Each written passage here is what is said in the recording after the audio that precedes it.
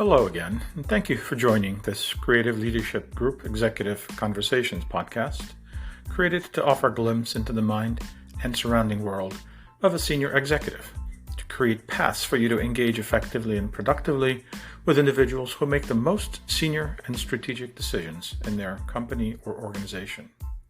My name is Norbert Sluzewski, and I am the author and host of this podcast. In the previous episode, which served as the introduction to this podcast, we went through the structure of this series of executive conversation sessions, 8 episodes in total, each of which will focus on a different topic relevant to understanding and effectively engaging with senior leaders. And with this episode, we are kicking off that series.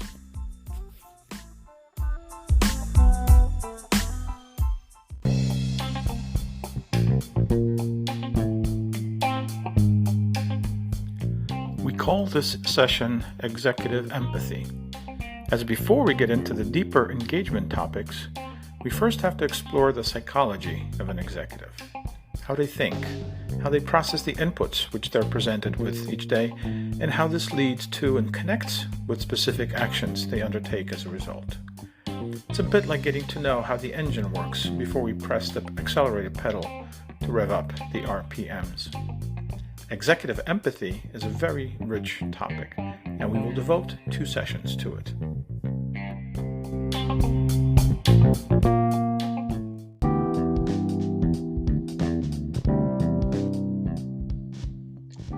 In the opening episode, we noted that those who have ascended to the highest ranks in leadership are truly exceptional individuals. And while here we're mostly going to address corporate functions, this equally applies to any people in any leadership role. Some achieve their status through dogged perseverance, some with savvy application of their acquired or born with craft, others with bare-knuckle push and shove determination. Irrespective, they now hold positions from which they wield influence, they determine strategy, and lead its execution across areas which have broad impact and bring about change. And you want to get in front of them to pitch them your agenda? Really? Well, get in line, because their sources and methods of inputs have been finely crafted to channel only relevant and consequential interactions. So don't waste your time and pretend you're at their level. You're not, because if you were, you'd be on the opposite side of the conversation.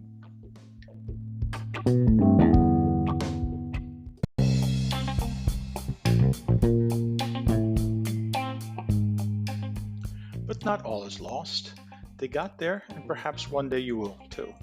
But in the meantime, and on the road to that lofty goal, you can master the art of interacting with senior leaders. First, by understanding the root principles they follow to open themselves to your overtures. After that, you can begin to finely craft your approach such that it is meaningful to the executive, it's in the language they are used to speaking, and triggers the right thought centers in their mind such that they will be first intrigued, then delighted to have you contribute to their agenda. And by the way, here's the first lesson. It's their agenda, not yours. We'll cover this in subsequent sessions.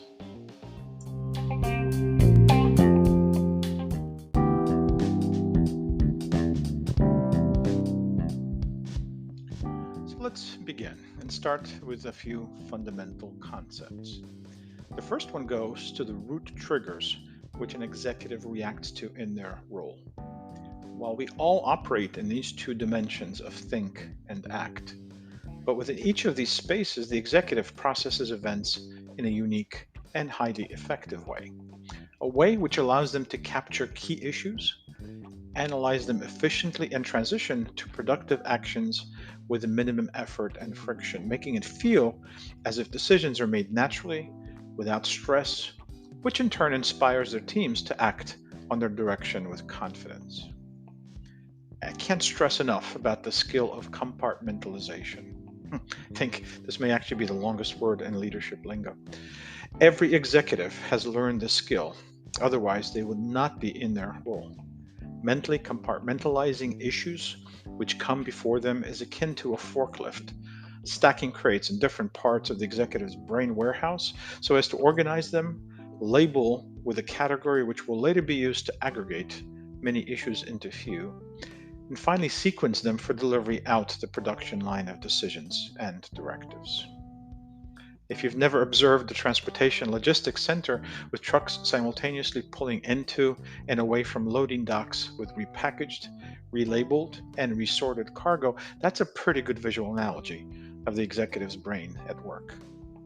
This ability gives the executive the advantage of thinking laterally across the entire domain of issues in front of them, while at the same time being able to sequence actions based on logical groupings, priorities, and other criteria important to making a strategic decision.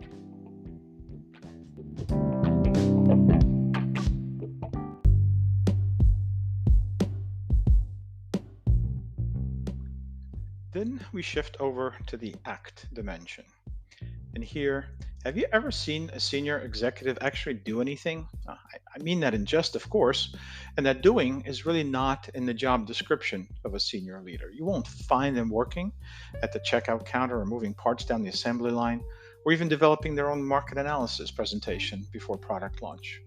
But the great leader has their fingerprint on everything that results from the direction they set.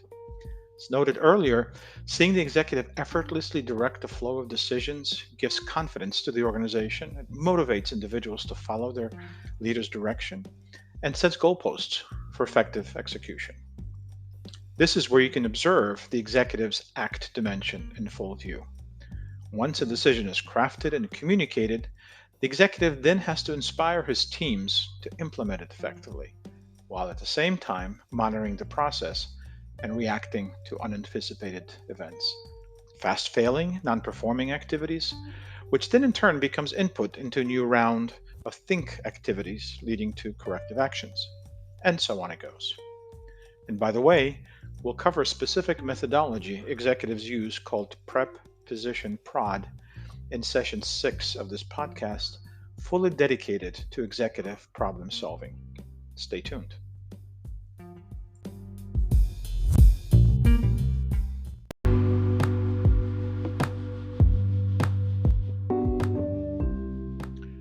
But for now, do a little bit of an introspection and imagine yourself in front of a very senior level executive who you've been challenged to convince of your position on some relevant matter.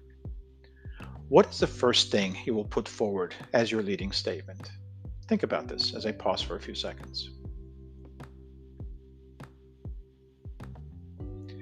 In all likelihood, you will have something in your mind that tries to describe a solution or a course of action or perhaps a specific agenda item you would like them to engage you on. If so, you're about to jump the gun on what an executive is expecting of you. Before they hear the what you have to offer, their mind is trained to first assess the why, and that is where you must start. When they are face to face with you for the first time, in their mind, they will always have a proven and tested set of why questions they will use as a gating process before engaging with you in anything actionable, such as, why is this important to me and why should I devote my limited time to you and your agenda? Is there any urgency in the matter? Why has the situation changed so that what I had working before now needs to be reassessed? Why am I here listening to you in the first place? To compel the executive to act, you will have to lay down the reasoning framework before you earn the privilege of discussing your action agenda, or the what and the how. If you start on the what footing, you're going to be very quickly relegated to a member of the executive staff who deals with the specific thing of your what.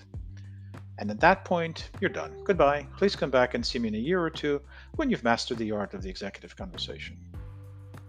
In case it hasn't sunk in yet, when dealing with an executive, always lead with the why, never with the what or the how. That comes later, once you've established a rapport of a conversation partner and have the ear and interest of the executive, allowing you to proceed and expand the discussion.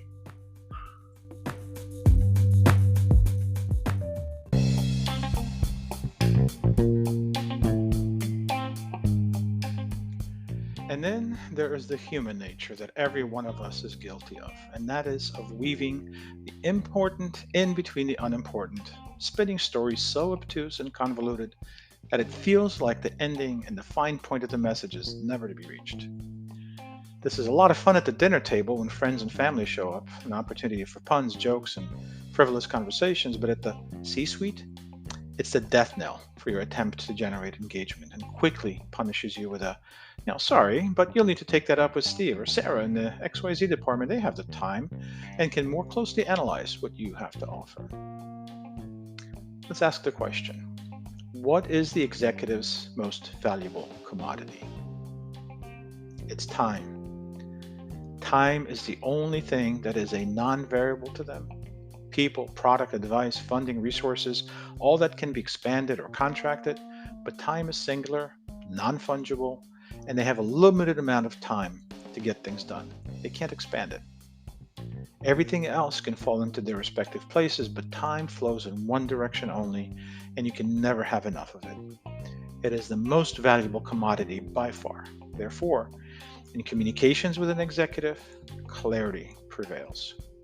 If you're going to go into an extensive executive discussion and try to reason why and how you got to the conclusions that you got and explain mathematically with charts and graphs the reasoning why you think this is the best solution or direction to take, you've probably lost them from the second or third word in. Clarity within the C-suite is a series of words using the executive's language and style that conveys a message succinctly, convincingly, and aligns with both their agenda and presumably with yours as well. There will be lots of examples of this in sessions to follow. I'll also add that storytelling is actually a phenomenal tool to get meaningful content conveyed to an executive, but it has to be done strategically, concisely, with every word measured for impact and relevance. And the punchline, so to speak, has to be within a verbal stone's throw from the story opening, unambiguous and anticipated by the executive even as you articulate your opening sentence. And then within the story, anything you say, if it doesn't directly support the argument which you're attempting to articulate, then it diminishes it and hurts your chances of engaging in an effective dialogue.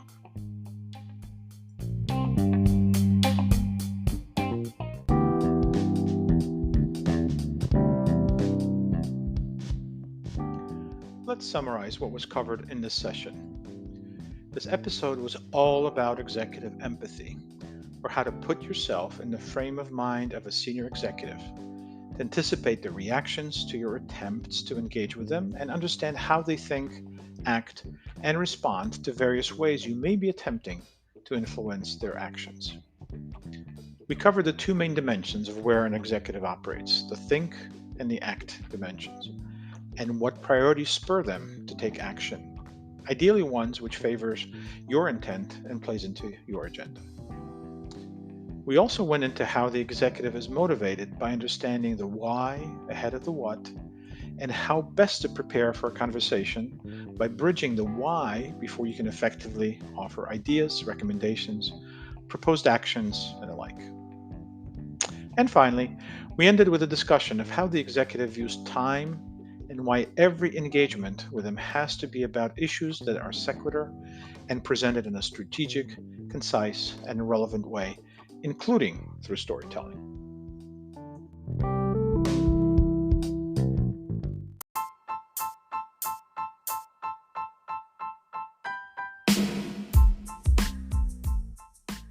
This concludes this first part of the executive empathy topic of this podcast.